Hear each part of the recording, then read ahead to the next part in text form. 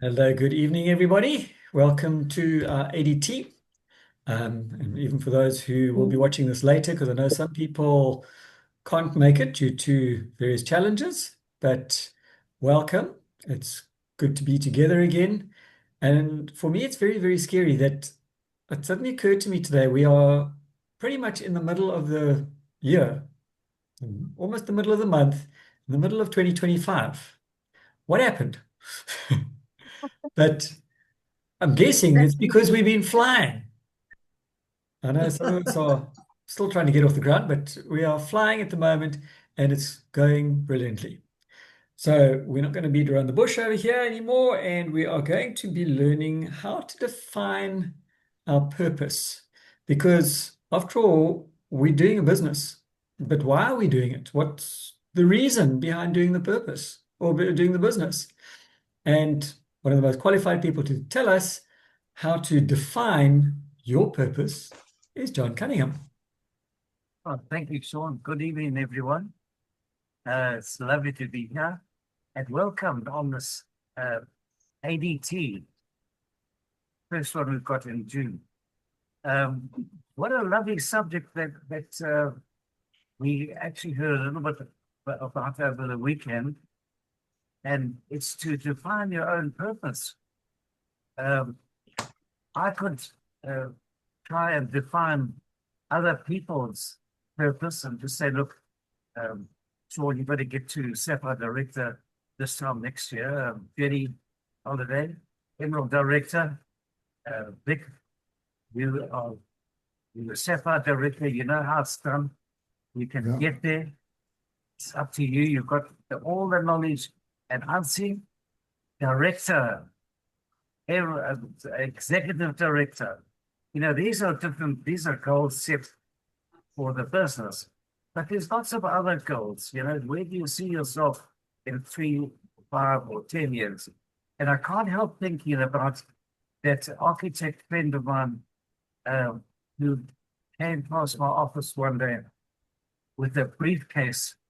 It was one of those leather ones that the top opens and you've got the stuff that goes in the uh, in the lid. And I asked him about it. He said, this is someone's house that he's designed. And he had about 4 or 5 folders in detail. There was someone that they employed called a quantity surveyor. I don't know if any of you have heard of a quantity surveyor. He works out how many nuts and bolts and screws and bags of cement for the whole project. Because at the end of the day, they add it up for the costing of what is going to cost the person who wants it housed.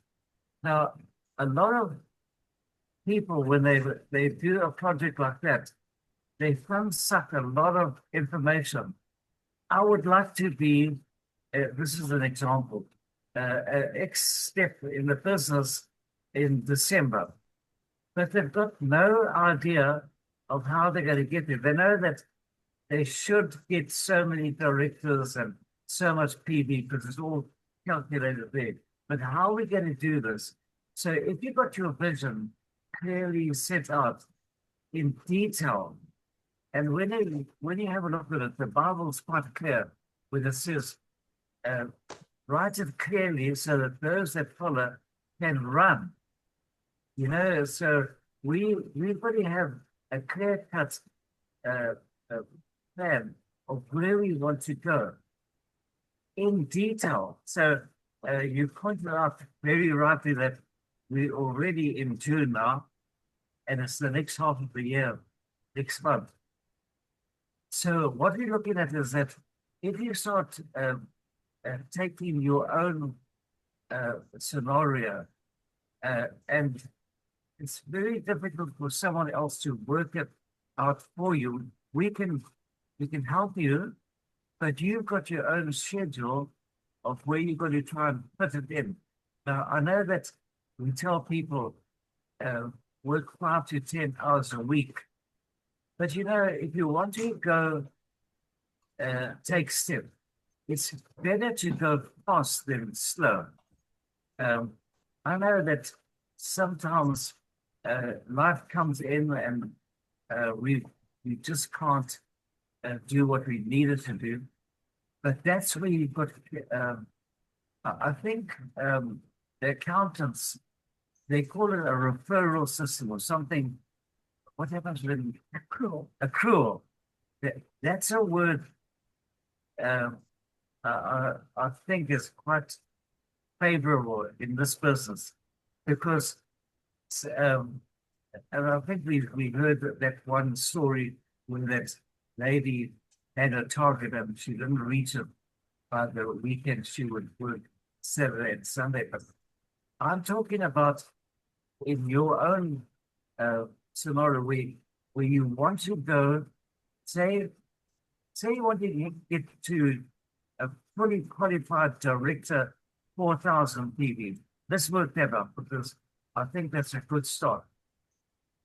So if you look at um, bring, bringing your vision down to bite-sized goals along the year. So if you look at your schedule, your uh, calendar, uh, and you put 6 months down the track, the first thing is, what do you hope for? Now, I know that people, when they want to design a house, for example, they sketch this, they sketch that, they look at this, and a lot of information can come from our podcast. It can come from the other meetings and from tips of the business. A lot of, this is why Bloemfontein and the summit and all these meetings are so important because, like Debbie and I were in this place in Pretoria, and this scrawny young man, and in fact, he wanted to talk to me, but he could hardly speak English. So I thought he was begging for money, really, to my shame. I really thought, I thought this guy wanted money, and I was quite abrupt in my manner, much to my shame. Okay, because I should have treated him with more respect, and I know all the story there.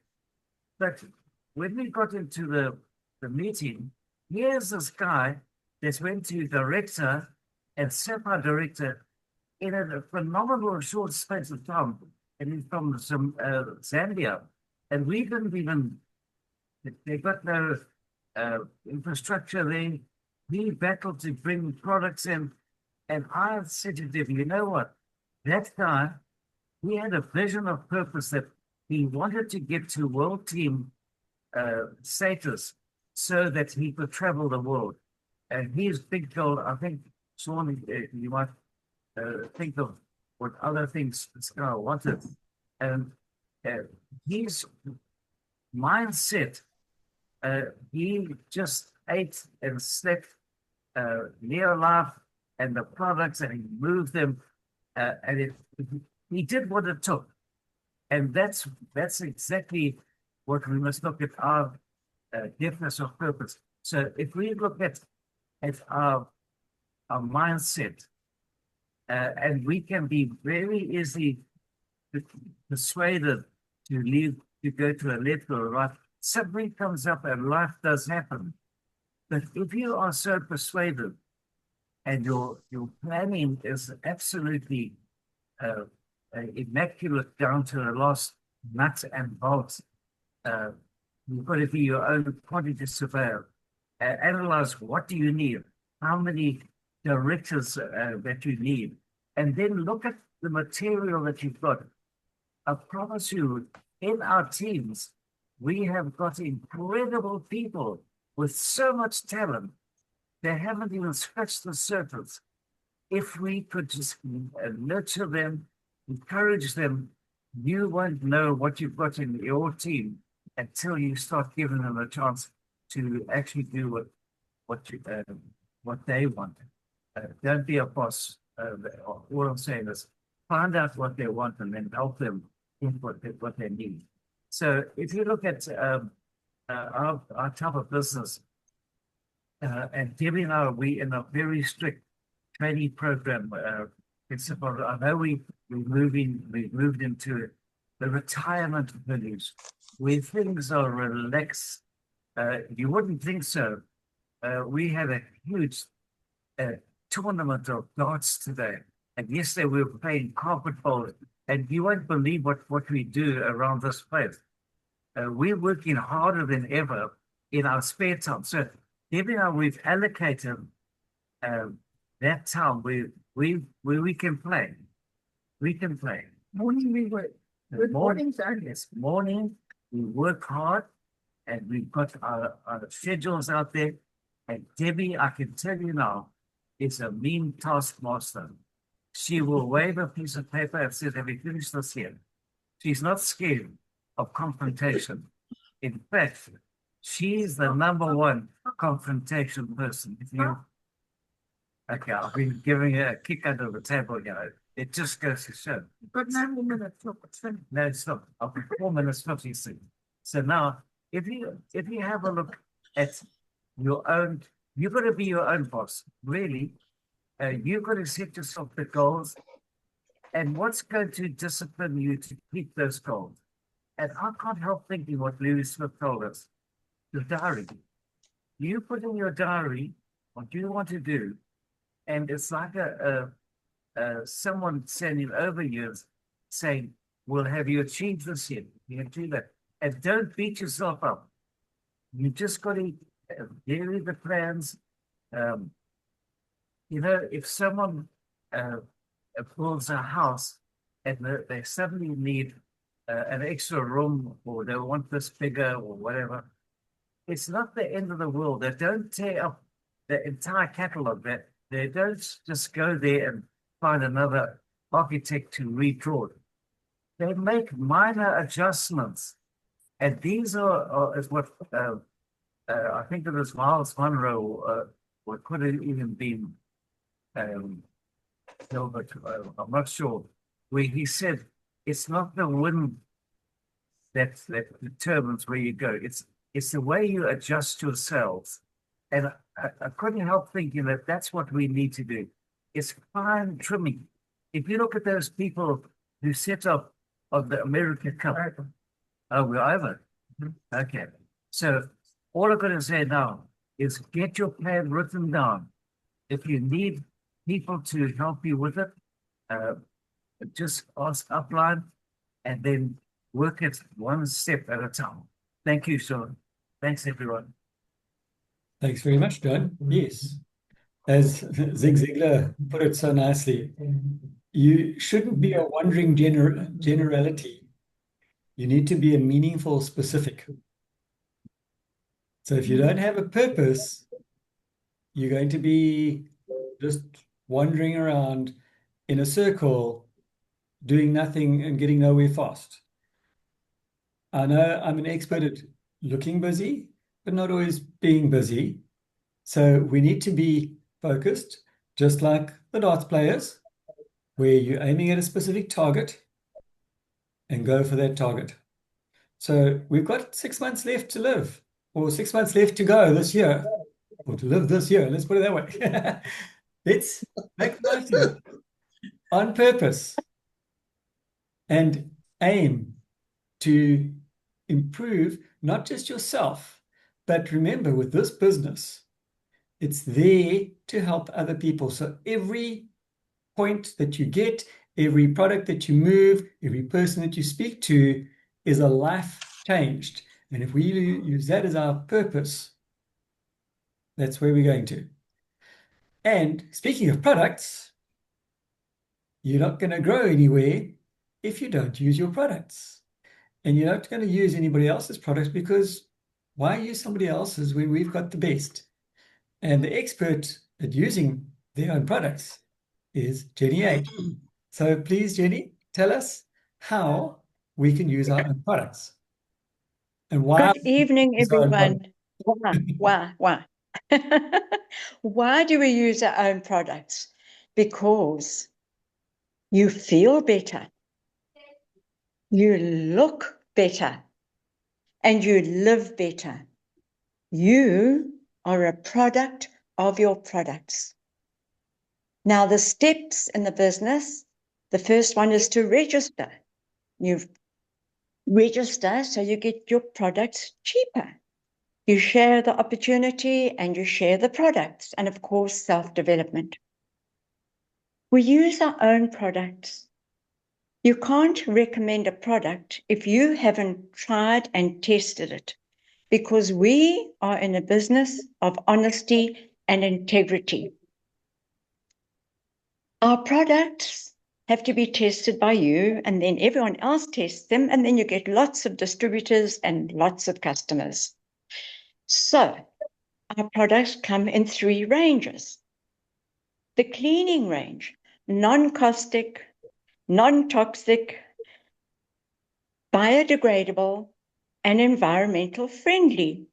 We do want to take care of our environment.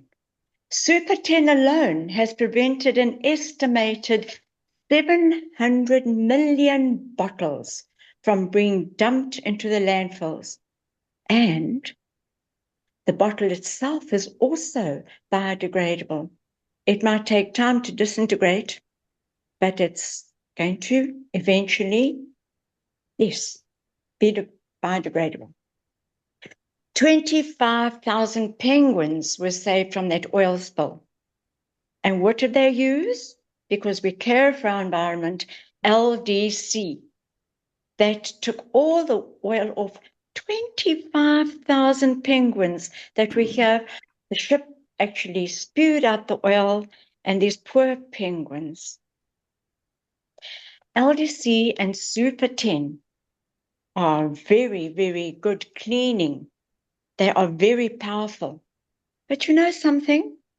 Talking about nature, our products, LDC and Super 10, are used as little sensitive little butterflies. In Bordeaux, the house of butterflies in Italy, that's what they use in those glass display cabinets, I should imagine. So the cleaning range is very economical. 1 liter of Super 10 equals 22 spray bottles. My doctor cannot go without this product. Care. That is, yes, 1 liter of Care will give you 50 liters, and this is antiseptic, used a lot during the COVID. And did you know, a laundry compound, 133 washes will cost you 442 Rand, as opposed to the other washing powders, which can cost up to 957 and 48 cents. A family of 4 can save up to and beyond 3,000 Rand a year. Ask your upline for the comparative price list, and you will see yourself how wonderful our cleaning products are. Now, the nutritional range. Oh, that is amazing. Based in nature, backed by science. Super quality for 67 years, since 1958. Research by world-leading scientists and nutritionists to find effective solutions to promote and protect your health long-term, every day. These products are phenomenal. Purity is vital. Skilled technologists select only the finest raw material to ensure that the highest level of ingredients is used. The products are potent and tested regularly to ensure safety, quality, and effectiveness. Neolife uses only the best quality, only GMO-free ingredients, and these are routinely tested for potential contaminants. Did you know that our omega-3 is tested for over 200 contaminants, and it comes from where? From the cold seas, and they're not boiled. My daughter, she surfs right here at our beaches. And boy, I'd hate to know what that water's like. Imagine these fish swimming in that, and then people go to wherever and they buy the cheap Omega. So, our unique and enduring commitment to the scientific excellence has attracted attention to researchers from the United States Department of Agriculture. In fact, carotenoid complex was tested there and enhances your immune system 30% in 20 days. So the major universities and respected scientific institutions around the world, they look at our scientific advisory board. In fact, my daughter's father-in-law is head of the pharmaceutical division in Herbalife. They came out to South Africa. So accidentally, on purpose, I left our product brochure there. And he opened it up and he said, oh my goodness, these are the scientists we invite to our conventions. And last but not least, our Nutrient skincare range is organic and age-defying. It revitalizes stretched skin, means stressed skin, stretched as well, reinforces natural defense against aging. Ask your upline for the price comparisons for the skincare range. So, as I was asked to do, talk on use your products. Tell me why. Tell me why, Sean, and everyone else. Yes, that's right. You feel better. You look better. And you live better. Thank you. The end. Thanks, Jenny. Yeah, exactly. And who doesn't want to look 20 years younger these days? And who doesn't want to feel 20 years more fitter and more energetic? I often have people commenting with that with me. And I even have had a couple of people saying, how old are you again? And I like to tell them I'm 22 plus a little bit of interest. I think like everybody else in this screen that I'm looking at right now. So if you don't use your products, you're not going to feel younger and you're not going to look better. So use your products. But we're not going to create a major business by just using the products ourselves. So we need to share these products. And how do you share products if you never talk to anybody? But you can't just go up to random strangers and knock them on the shoulder and say, yeah, you've got to have this. You've got to talk to people correctly. And an expert speaker is Vic, who's going to tell us how to approach those random strangers and turn them into good friends and good customers. Take it away, Vic. Hi, everyone. Vic, as you know. Actually, Sean, you can do that. You can walk up and tap them on the head and say, here's my product. It doesn't work very well, though. It's just, so it's not the right approach. Yeah, obviously, to talk to people, firstly, I believe that you have to go where there are people. Debbie once said, this very rarely they come walking through your front door looking for you, so you have to go out and find people. And obviously, the places that you go to would govern the type of people that you talk to. You go to the pub, you know what you're going to get. We go to the markets, we go to places like that, like SPCA and those kind of places. Now, I believe that anyone can talk to anyone. You have to believe that people are inherently friendly. They want to be nice. They don't really want to be nasty. I mean, if they want to be nasty, then that's not the people you want to talk to. So the people that are generally fairly friendly, it sort of depends on your approach. I honestly believe that you can say anything to anyone. It just depends on how you say it. And somebody once said that diplomacy is the art of telling people to go to hell in such a way that they look forward to the trip. So, that's sort of basically what we've got to do here. You have to meet people, and to meet people, you have to talk to them. So I believe you should show confidence always if you go out and you're looking to meet people. we are confident. We're very confident people in this team. We've learned that. But you show it. If you go around creeping with your head down like this, no one's going to talk to you. I get quite cheeky about it. I mean, we go to SPCA or the market, and while I'm waiting for Dawn, she goes and buys groceries. I hang around the food halls, and there's always going to be somebody that comes past and standing with a plate of food like this in their hand, waiting for either their family or for someone. And I'll walk up to them and say, "Listen, can I hold that for you while you find a place to sit?" And you get a response, no question about it. Or if I see them walking with it, I'll go and say, "Oh, are you delivering? Thank you very much." You get a response. Two things: you get a response, sometimes good, sometimes bad, but generally those people remember you. Next time you see them, you can say to them, "It's me again. Yeah, how about that food sort of style?" It's a way of cracking the ice. You need to be able to talk to people, and that's a pretty good way of opening up. I always believe that works well, and that works for me. Depending on the response, sometimes people will actually start talking to you. Like you're a nutcase sort of style, but they'll talk to you, and that's all you want. The first time you meet people is very rare that you can actually offer them the business. It's about building relationships. Those people you meet like that will remember you, and the next time you see them, you can take it a step further. "Oh, you back again? Yeah. Are you local? Where do you come from? I see you here quite often, or do you come here quite often? Because I happened to see you last week or whenever." Again, about building relationships. Get the people familiar with you, and then you can start talking, asking questions like, "What do you do?" My favorite question, everyone I meet, is, "What do you actually do?" And two things: they can tell you what they do.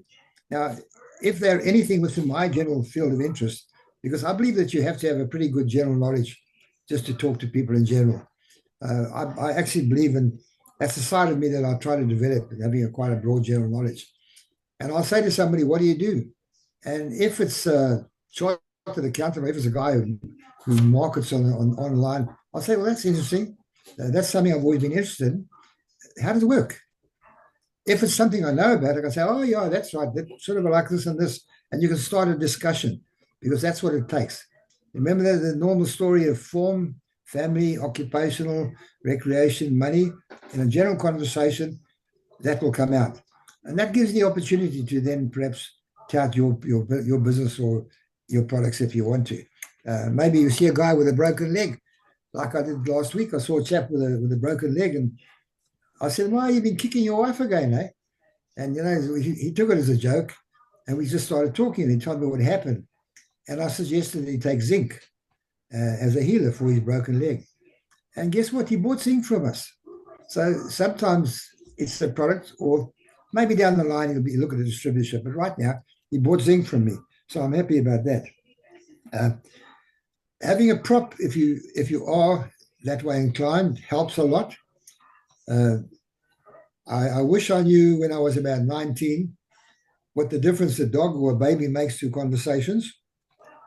If you walk around with strangers and you have got a nice dog or a baby, people talk to you. And nice people talk to you sometimes. Yeah. So that's it's a good icebreaker. And we've had Maggie for years, and she's been an icebreaker for us. Unfortunately, no longer, but people still remember her. And they come and say, "Where's your dog?" And we get into conversations that way. But it's all about talking. You just have to. Let me look at my notes quickly.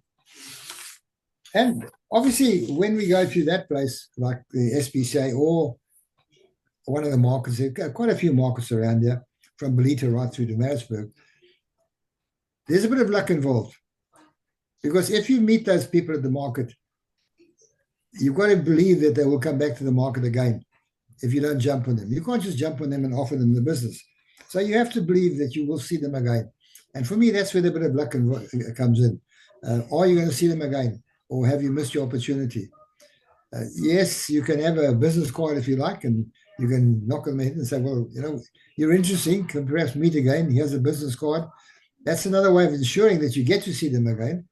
It's not so easy, that, because people don't often want to take your business card on a first meet, unless you happen to have got to a point where the businesses are mutual or something like that. What do you do? I'm an electrician. Oh, okay. maybe I should keep your number in case I need an electrician, that type of thing. So there's so many ways of talking. The big thing is you have to open your mouth, you have to be brave, you have to talk. I listen, I eavesdrop on conversations. And if I hear something which is interesting, I'll say, excuse me, I couldn't help but hear that. You know? And this is my opinion, or can I add to that?